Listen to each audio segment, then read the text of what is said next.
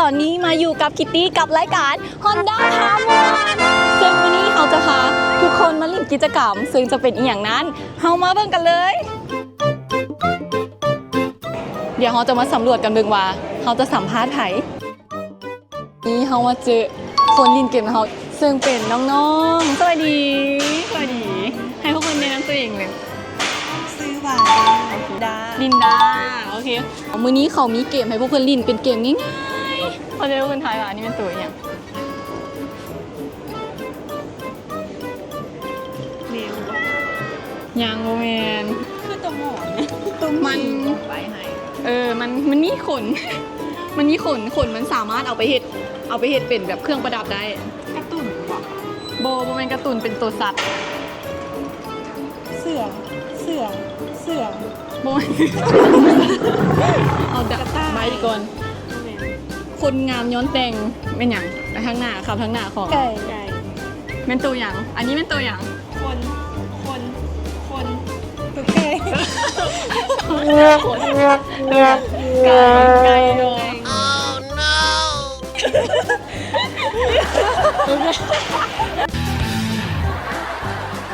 เดี๋ยวเขาขอถามคำถามหนึ่งซะก่อนจะเอาให้เนาะพวกเพื่อนรู้จัก Honda บ่ อันขายรถนี่มัน แม่นเป็นแบรนด์รถนี่เพิ่นได้ติดตามเพจ Honda บ่ Honda ลาว เมื่อไหร่ไม่ตามเต็ง ถ้าเพิ่นกดติดตามแล้วเขาสิแจกให้เลยของรางวัลได้บ่ได้บ่นี่ Honda เอามาแจก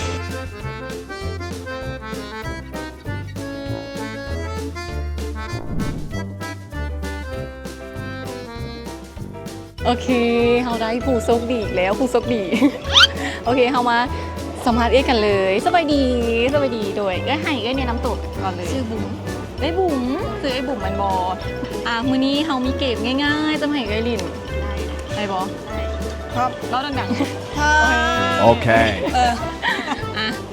อันนี้ตัวอย่าง คือแมวเนาะ แมนคืนบอเดบแมนโบแมนแมว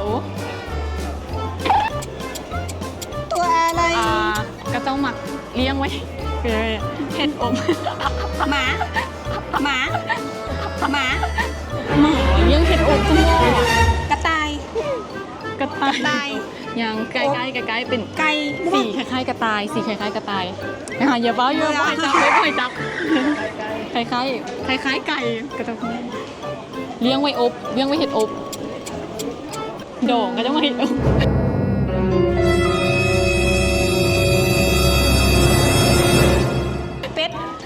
เป็ดห่าน แมน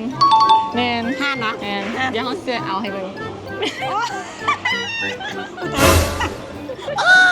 คือมั้งโอเคก็เป็นตอบถูกเนาะเขาจะมีของขวัญเล็กๆน้อยๆให้แต่ว่าเขาขอถามเลยเนี่ยว่ารู้จักแบรนด์ Honda บ่ ใช่ โดยใช้ยูนบอวิตอนนี้ก็ยังเป็นเท่าไหร่ใช้รุ่นไหน รุ่นเก่าแล้ว มันบอก ปีแล้ว90 ปี ซิตี้มันบอโดยจากการใช้งานก็รู้สึกแบบเท่าไหร่ โอเคอยู่ดีอยู่แบบก็ปูดีช่วงล่างค่ะโอเค โอเคได้มีแผนอยากออกนิดหน่อยเนาะ ขึ้นอยู่แต่ว่ายังโอเคแต่ว่าออกรถใหม่นี่ต้องเป็นแบรนด์ Honda แน่นอนเป็นปะ คิดว่าเนี่ย ติดโตหลังใหม่เด้อโอเคทำนี้ของขวัญใจแรงให้เข้าใจเด้อ ใจ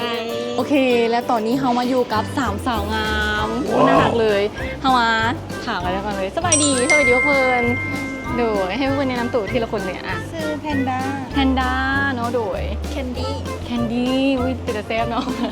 โดย ซื้อบุ้งบิ่ม ซื้อบุมบิ๋มโอเค มื้อนี้เขามีเกมง่ายๆให้เพื่อนลินก็จะเป็นเกมถวยฮูกอันนี้เป็นฮูกตัวอย่าง ตัวแมว เอาแค่สมองโอ้โหแมนโอเคเขาตอบว่าเนี่ยว่าคือเก่งแท้ตอบเนี่ยได้เลย ฮะไม่ได้แดกผมหรอก เงินตัวแมวอ้วนเคยเบิ่งแล้วอ่ะเคยเบิ่งแล้วโอเคเดี๋ยวเอาอีกคู่หนึ่งเนาะเอาอีกคู่หนึ่งโอเคเอาอีกคู่หนึ่งเด้ออันนี้ตัวอย่างตอนนี้ก็คือโบเบิ่งฮูปแล้วว่ามันตัวอย่างก็คือแบบจินตนาการเอาเอง หนู ตัวหนูอ่ะโบเมเกิดมาตัวอย่าง ตัวไก่ ตกไก่ เป็นโตที่มักมันมักเปื้อนๆมันบอก หมู เอาพี่อย่างก็เก่งแค่แม่ถ้าบอก ตัวหมู มั่นใจบ่ มันใจ โอเค เอาอีกกลุ่มหนึ่งทุกคนบ่ยอม เก่งโพสต์กลุ่มนี้ โอเค เอาม1 2 3 อย่าบอกได้โตคำหนึ่งเลยถึกเลย ตัวป่า โบแมน ยีราฟโบถือ ตัวแบะ ตัวเบ้ตอนนี้ก็คือโบเบิงฮูบแล้ว ตัวเสือ เข้าที่ใบเด้อ เป็นตัวที่กระเจ้ามักเลี้ยง แบบ หมา เลี้ยง ปลา เกือบถึง ตัวไก่ เอาฮูเลย โอเคเฉลยเลยเนาะ โอเคตัวไก่ตัวไก่โอเค โอเค อ่ะ เดี๋ยวเขามีของขวัญให้เล็กๆน้อยๆโอเค อันนี้มีของขวัญเล็กๆน้อยๆให้ โอเค อ่ะวิเพื่อนจะเอา3 วันเลยว่ะ จบไปแล้วกับการลินเกม และครั้งต่อไปเขาจะไปลินเกม แจกของรางวัลอยุ่ใส่นั้นถ้าติดตามตอนต่อไปได้เลยสำหรับตอนนี้เขาไปก่อนบ๊ายบาย